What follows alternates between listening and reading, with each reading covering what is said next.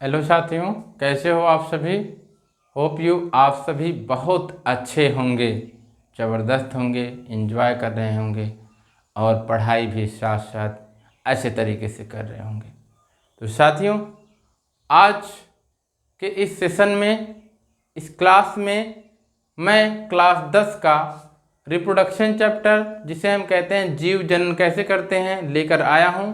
तो इसके पहले मैंने 2 वीडियो बना रखे हैं। आप प्लेलिस्ट में सर्च करेंगे कि class 10 biology by Prithvi sir, आप लिखेंगे जाके सर्च बार में class 10 biology by Prithvi sir, तो आपका क्लास 10 का जितना वीडियो बना रहेगा, अभी 2 ही बना है, सब आ जाएगा। तो आप प्लेलिस्ट में हर वीडियो देख सकते हैं क्रम से। तो आइए चलते हैं टॉपिक पर। तो आज का जो सबसे पहला टॉपिक है वो ये है कि जननांगों के आधार पर पुष्प कितने प्रकार के होते हैं। किसके आधार पर? जननांगों के आधार पर। हमने आपको बताया था कि पुष्प में 4 चक्र होते हैं। कितने चक्र होते हैं साथियों? 4 चक्र होते हैं, जिनमें से क्या क्या था? बाह्य दलपुंज, दलपुंज और पुमंग और जायांग।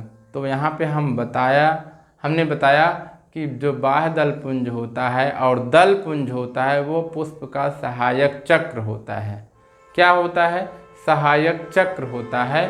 और जो पुमंग और जायांग होता है, या हम इसको पुंकेसर और स्त्रीकेसर भी कहते हैं, ये क्या होता है? पुष्प का होता है ये आवश्यक चक्र।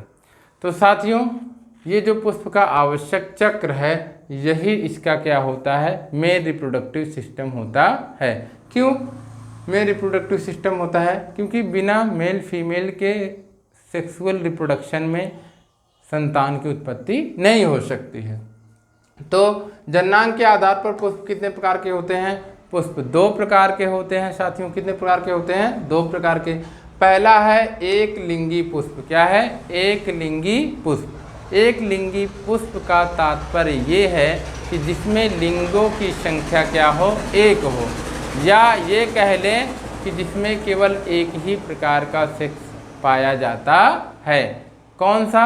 चाहे वो मेल हो चाहे वो फीमेल हो, तो उसे हम क्या कहते हैं? एक लिंगी पुष्प कहते हैं। आइए डिफिनीशन पर चलते हैं। देखिए लिखा भी है कि जब पुष्प में पुंकेसर या स्त्रीकेसर, जब पुष्प में पुंकेसर या स्त्रीकेसर, पुंकेसर का मतलब होता है पुष्प का नर जनन अंग, और स्त्रीकेसर का मतलब होता है पुष्प का मादा जनन अंग।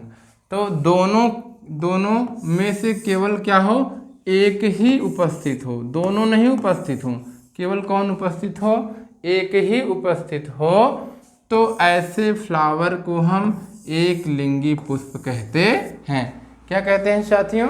ऐसे फ्लावर को हम एक लिंगी पुष्प कहते हैं। तो सीधा सा जवाब यही है कि जब पुष्प में केवल नर जनन अंग अथवा मादा जनन अंग, या हम ये कह सकते हैं जब पुष्प में पुंकेसर अथवा स्त्रीकेसर में से कोई एक ही उपस्थित हो, तो ऐसे पुष्प को हम एक लिंगी पुष्प कहते हैं। क्या कहते हैं साथियों?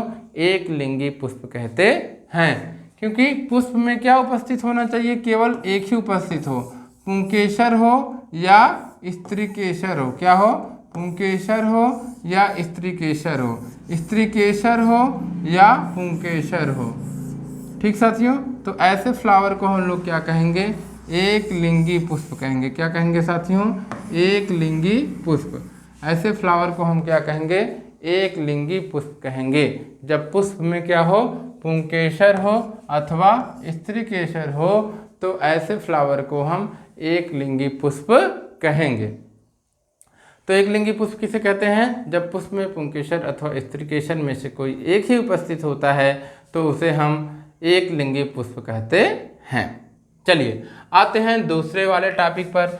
दूसरा वाला जो साथियों जननांग के आधार पर पुष्प का प्रकार है, वो है उभय लिंगी पुष्प। उभय का मतलब होता है, उभय का मतलब होता है 2। उभय माने 2।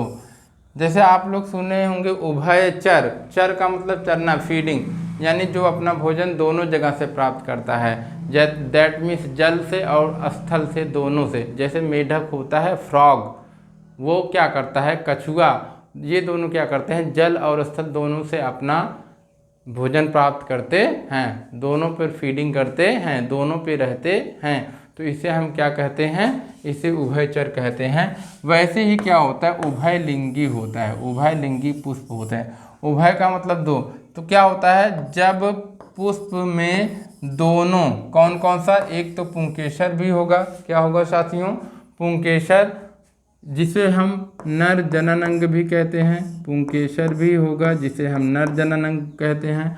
और क्या होगा, स्त्री केसर भी होगा जिसे हम मादा जननांग कहते हैं।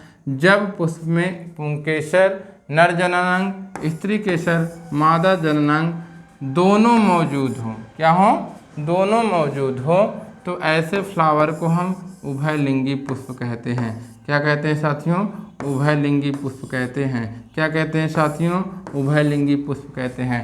कब कहते हैं साथियों, जब पुष्प में पुंकेसर हो, क्या हो, पुंकेसर हो, जब पुष्प में स्त्री केसर भी हो, यानी दोनों हो, दोनों हो, पुंकेसर और स्त्री केसर दोनों हो, कौन हो, पुंकेसर और स्त्री केसर दोनों हो, तब ऐसे फ्लावर को उभयलिंगी पुष्प कहते हैं। जब पुष्प में पुंकेसर और स्त्री केसर दोनों होते हैं तो इससे ऐसे फ्लावर को क्या कहते हैं, उभयलिंगी पुष्प कहते हैं। या इंग्लिश में कहें तो बाइसेक्सुअल फ्लावर, क्या कहते हैं, बाइसेक्सुअल फ्लावर कहते हैं। चलिए साथियों अगले पेज पर चलते हैं। कहाँ चलते हैं, अगले पेज पर। अब साथियों अगला बात आता है, पूर्ण पुष्प क्या है, what is complete flower, what is complete flower. अगर आपसे कोई कहे कि बताइए पूर्ण पुष्प क्या है, कंप्लीट फ्लावर क्या है, तो आप तो हक्के बक्के हो जाएंगे अगर पढ़े नहीं रहेंगे। इसलिए मैंने डिसाइड किया कि क्लास 10 के बच्चों को भी ये बता दिया जाए कि पूर्ण पुष्प कहते किसे हैं। तो साथियों जो पूर्ण पुष्प होता है, जब पुष्प में चारों प्रकार के चक्र उपस्थित हो, क्या हो, चारों प्रकार के चक्र उपस्थित होते हैं। अब चारों प्रकार के चक्र क्या होते हैं, तो साथियों चारों प्रकार का जो चक्र होता है उसमें बाह्य दलपुंज आता है, दलपुंज आता है और स्त्री केसर आता है और पुंकेसर भी आता है। या ये कहें बाह्य दलपुंज, दलपुंज, पुंकेसर और स्त्री केसर, बाह्य दलपुंज, दलपुंज, पुमंग और जायांग। जब चारों चक्र उस एक ही फ्लावर में उपस्थित होते हैं तो ऐसे फ्लावर को हम कंप्लीट फ्लावर कहते हैं या पूर्ण पुष्प कहते हैं। देखिए लिखा भी है कि जब पुष्प में चारों प्रकार के चक्र पाए जाते हैं। अब चक्र का मतलब क्या होता है, अंग्रेजी में वोल्ड होता है। चक्र को अंग्रेजी में क्या कहते हैं, WHORL, वोल्ड माने क्या होता है साथियों, चक्र। जब पुष्प में क्या पाए जाते हों, चारों प्रकार के चक्र पाए जाते हों, क्या क्या, बाह्य दलपुंज, दलपुंज, स्त्री केसर और पुंकेसर चारों पाए जाते हैं, तो ऐसे फ्लावर को हम लोग क्या कहते हैं, ऐसे पुष्प को क्या कहते हैं, कंप्लीट फ्लावर कहते हैं या पूर्ण पुष्प कहते हैं। क्या कहते हैं, पूर्ण पुष्प कहते हैं। हमने पुष्प की संरचना में आप सभी को दिखाया भी था कि पुंकेसर कहाँ है, स्त्री केसर कहाँ है, बाह्य दलपुंज कहाँ है, दलपुंज कहाँ है। वे जब सारे के सारे चक्र एक ही फ्लावर में पाए जाएंगे तो ऐसे फ्लावर को हम कंप्लीट फ्लावर या पूर्ण पुष्प कहते हैं। ठीक साथियों, आते हैं अगले टॉपिक पर। अगला टॉपिक है हमारा युग्मक जनन, जिसको हम लोग कहते हैं गैमेटोजेनेसिस। दोस्तों जो गैमेटोजेनेसिस की प्रोसेस होती है वो काफ़ी लंबी होती है और आपको ये कक्षा 12 में डिटेल में पढ़ने को मिलेगा। यहाँ क्लास 10 के हिसाब से जितना है मैं उतना रख दिया। आपके एग्जाम दृष्टि से ये क्वेश्चन बहुत ही इम्पॉर्टेंट है, आपका एग्जाम अच्छा जाए इसलिए मैंने वही टॉपिक सेलेक्ट किया जिसको जितना आपको लिखना है। तो साथियों आपने पढ़ा होगा क्लास 9 में अर्धसूत्री विभाजन। क्या पढ़ा है साथियों, अर्धसूत्री विभाजन। अब अर्धसूत्री विभाजन क्या है, यदि आप भूल गए हों तो मैं बता देता हूँ। अर्धसूत्री विभाजन होता क्या है, अर्ध का मतलब क्या हो गया, आधा, सूत्र का मतलब हो गया सूत्र, यानी क्रोमोजोम का नाम आपने सुना है, क्रोमोजोम, वही सूत्र हो गया। अर्धसूत्री मतलब आधा, सूत्र मतलब क्रोमोजोम। ऐसा होता है साथियों कि इसमें मदर सेल होती है जिसको हम कहते हैं मातृकोशिका। तो मातृकोशिका में क्या होता है, कोशिका विभाजन होता है। और वो कौन सा कोशिका विभाजन होता है, अर्धसूत्री कोशिका विभाजन, जिसको हम लोग क्या बोलते हैं, मियोसिस। क्या कहते हैं, meiosis type of the cell division जब होता है तो होता क्या है, जो मातृकोशिका होती है उसमें जितने क्रोमोजोम होते हैं उस मातृकोशिका में मान लो अगर क्रोमोजोम की संख्या क्या है 46 है, तो पुत्री कोशिका में क्रोमोजोमों की संख्या कितनी हो जाएगी, 23 हो जाएगी। मतलब सीधा ये समझो कि जितना भी मातृ कोशिका में क्रोमोसोम की संख्या होगी पुत्री कोशिका में उसका क्या हो जाएगी, आधी हो जाएगी। तो इस टाइप की कोशिका विभाजन को हम लोग क्या बोलते हैं, अर्धसूत्री कोशिका विभाजन बोलते हैं। ऐसा कोशिका विभाजन जिसमें क्या हो, गुणसूत्रों की संख्या क्या हो जाए, पुत्री कोशिका में आधी ही रह जाए, तो ऐसे कोशिका विभाजन को हम लोग क्या कहते हैं, अर्धसूत्री कोशिका विभाजन कहते हैं। तो अर्धसूत्री कोशिका विभाजन द्वारा अगुणित युग्मकों का क्या होता है, निर्माण होता है। अगुणित युग्मक क्या होता है, अगुणित युग्मक और द्विगुणित युग्मक, दो युग्मक होते हैं। अगुणित का मतलब क्या होता है, अगुणित, दैट में सिंगल यानी यन युग्मक हो गया, अगुणित युग्मक का निर्माण हो गया। अब द्विगुणित जो हो जाएगा तो उसका नाम हम देंगे युग्मनज। क्या नाम देंगे, युग्मनज, जो जाइगोट बनाते हैं। यानी ये कह लो n प्लस n बराबर क्या हो जाएगा, 2n जब आएगा साथ में तब जाके वो द्विगुणित होगा, नहीं तो अगुणित युग्मक को हम n कहते हैं। तो अर्धसूत्री विभाजन द्वारा अगुणित युग्मक, अब अगुणित युग्मक कौन होगा इसमें हम आपको अभी बताते हैं। ठीक है साथियों, जैसे होता क्या है कि जो एंथर होता है जिसको हम परागकोश कहते हैं हिंदी में, तो परागकोश का स्ट्रक्चर आपको मैं दिखाता हूँ, रुक जाइए। यहाँ पे आप देख रहे हो ये स्ट्रक्चर आपको दिखाई दे रहा है कि नहीं, जरा मैं चेक कर लेता हूँ दिखाई दे रहा है कि नहीं। हाँ साथियों आपको दिखाई दे रहा है, लेकिन जब मैं जा रहा हूँ शायद वो सही रूप से नहीं दिख रहा है। तो यहाँ पे आप देख सकते हैं, ये वाला फिगर देख लीजिए। अगर ये दिखाई दे रहा है तो कोई बात नहीं है, नहीं तो ये वाला फिगर इसीलिए मैंने बना दिया था कि ये क्या है, परागकोश है। क्या है, परागकोश, जिसको हम हिंदी में परागकोश कहते हैं तथा इंग्लिश में कहते हैं एंथर। एंथर जो साथियों होता है, ये जैसे गांव में महिलाएं पहले फोंफी बनाती थी और जिससे बेना नहीं डुलाते थे, ऐसे फोंफी बन जाता था, इसमें राड टाइप का लकड़ी जैसा बांस का डल जाता था, तो ये क्या हो जाता था, इससे बेना डुलाते थे। तो वैसे ये क्या होता है, फोंफी जैसा संरचना होता है। क्या होता है, फोंफी जैसा संरचना होता है। अब ये फोंफी जैसी संरचना क्या होती है, एक दूसरे से क्या होती है, कॉम्पैक्टली जुड़ी होती है। क्या होती है, कॉम्पैक्टली क्या होती है साथियों, जुड़ी होती है। कॉम्पैक्टली जुड़ने के बाद क्या बनाती है, एक प्रकार का एंथर का निर्माण करती है। जैसे यहाँ पे देखिए जुड़ी है, तो इस दोनों भागों को हम लोग क्या नाम देते हैं, प्रकोष्ठ। क्या नाम देते हैं, प्रकोष्ठ। लेकिन इस दोनों प्रकोष्ठों में एक एक क्या होते हैं, चैम्बर होते हैं, यानी कोष्ठ होते हैं। यहाँ एक कोष्ठ हो गया, यहाँ एक कोष्ठ हो गया। यानी एक प्रकोष्ठों की संख्या कितनी होती है, 2 होती है। प्रकोष्ठ 1 हो गया, प्रकोष्ठ 2 हो गया, 2 प्रकोष्ठ हो गए। और इन दोनों प्रकोष्ठों में क्या होते हैं, 2-2 कोष्ठ होते हैं। तो कोष्ठों की टोटल संख्या क्या हो गई, 4 हो गई। अब इसी चारों कोष्ठकों को हम लोग बोलते हैं सूक्ष्म बीजाणुधानी। अच्छा, सूक्ष्म बीजाणुधानी क्यों बोलते हैं, क्योंकि इसमें क्या होता है, सूक्ष्म बीजाणुओं का निर्माण होता है, जिसको इंग्लिश में कहते हैं पोलन ग्रेन और हिंदी में कहते हैं पराग के कण।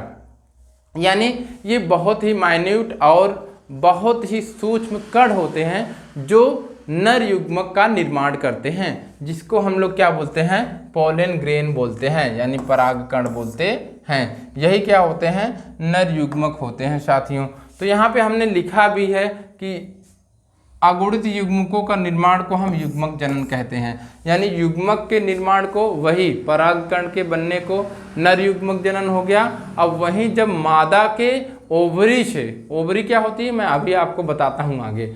ओवरी क्या होती है, ऐसे मटके जैसी संरचना होती है, फूली होती है, उसे में एक सेल होता है, अंड कोशिका होता है, और वहाँ से क्या निकलता है, अंड निकलते हैं, एक निकलता है।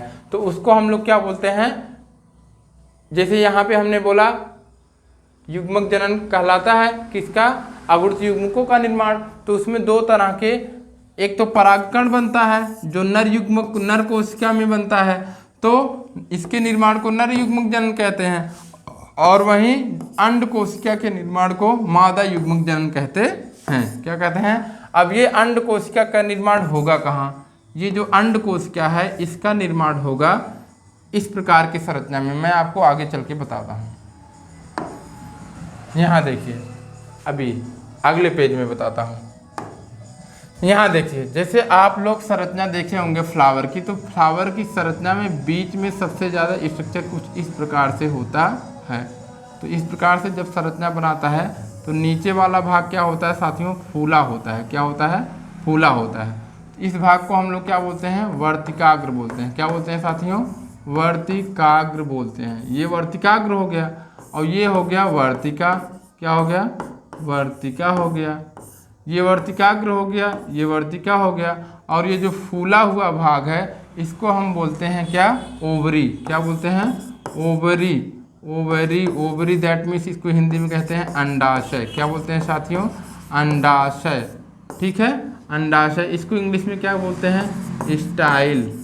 इसको इंग्लिश में क्या बोलते हैं? स्टिग्मा। क्या बोलते हैं? स्टिग्मा। यानी वर्तिका ये है पतली वाली भाग, यानी इस मोटे वाले भाग और इस गांठनुमा भाग के बीच की जो संरचना है ये वर्तिका है। और ये क्या है? वर्तिकाग्र। वर्तिकाग्र का मतलब होता है अग्र। अग्र मतलब आगे, जो वर्तिका के क्या हो? आगे हो। जो वर्तिका के क्या हो? आगे हो, उसको हम लोग क्या बोलेंगे? वर्तिकाग्र बोलेंगे। तो ये वर्तिकाग्र के बाद जो वर्तिका है, वर्तिका के बाद वाली संरचना क्या है? अंडाशय है। तो इसी अंडाशय में साथियों निर्माण होता है एग सेल का, कुछ इस प्रकार से।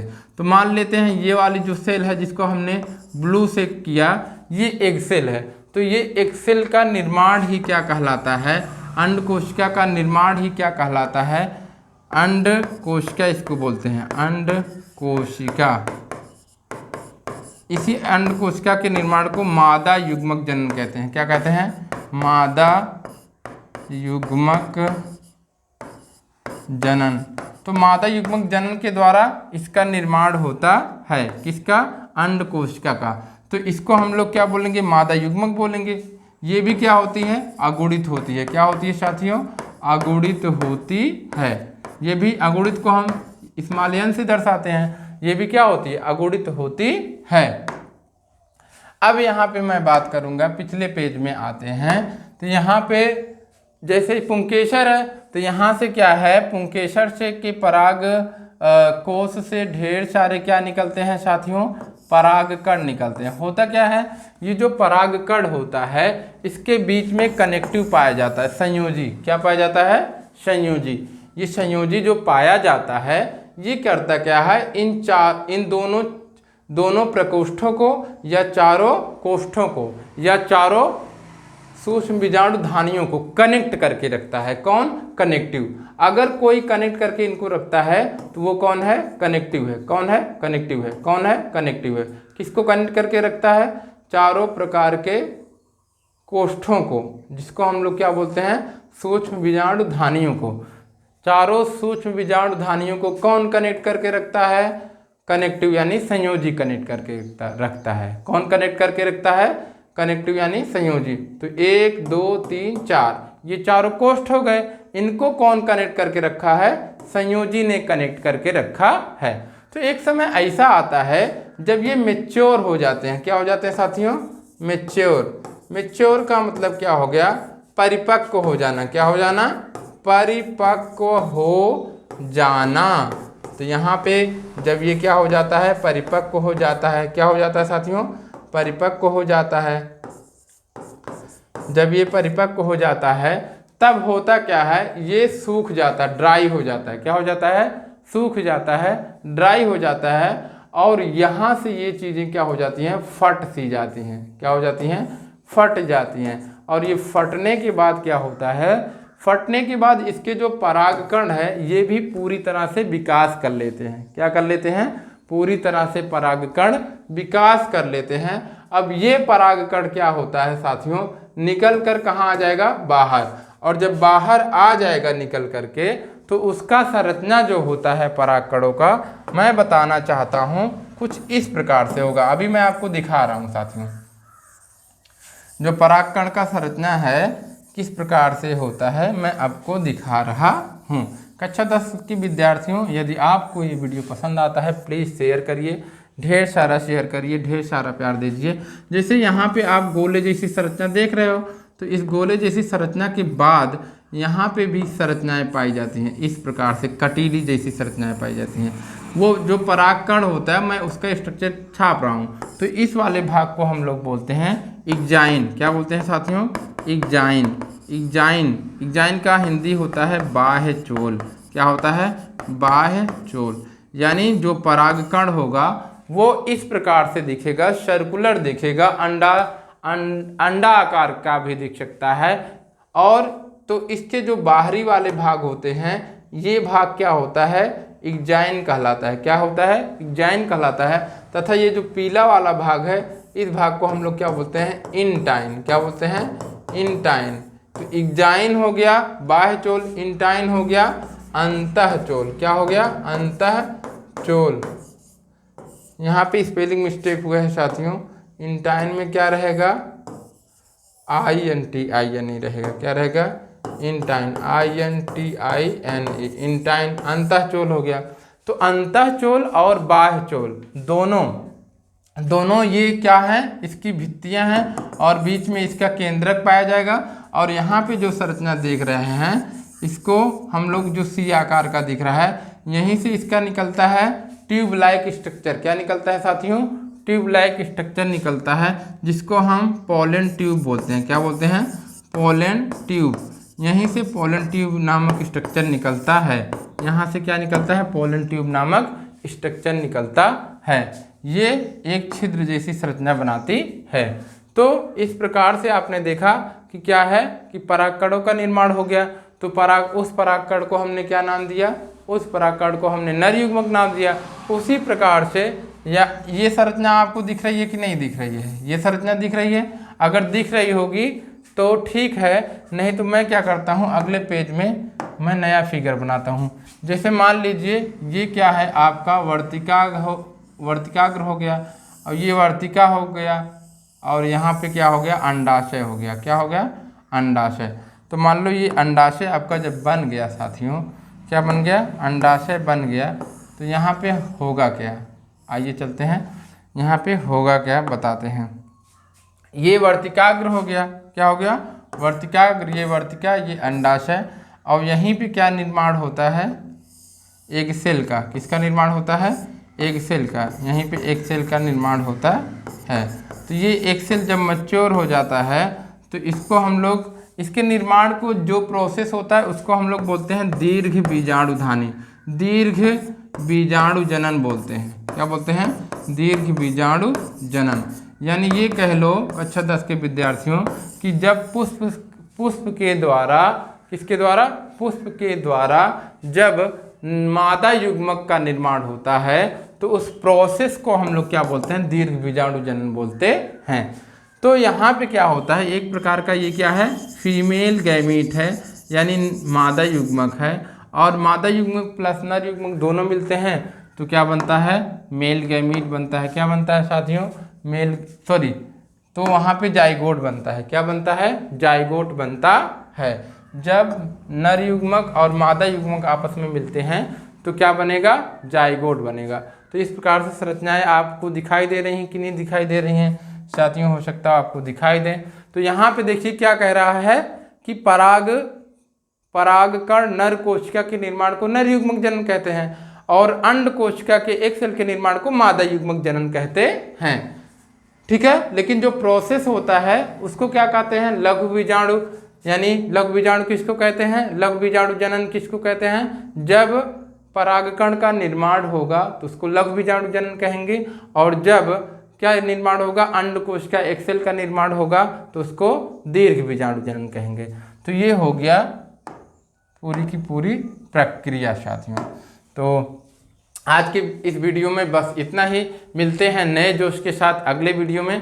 तो मैं ये कहना चाहूँगा प्लीज़ साथियों, please please please subscribe to our channel and share this video everywhere. और सभी बच्चों को कह दो कि जल्द से जल्द हमारे चैनल को सब्सक्राइब कर लें। मैं आपके लिए अंतिम तक, जब तक एग्ज़ाम नहीं आपका हो जाता उससे भी आगे तक, यानी हमेशा आपके लिए तत्पर रहूँगा। Thank you and have a nice day.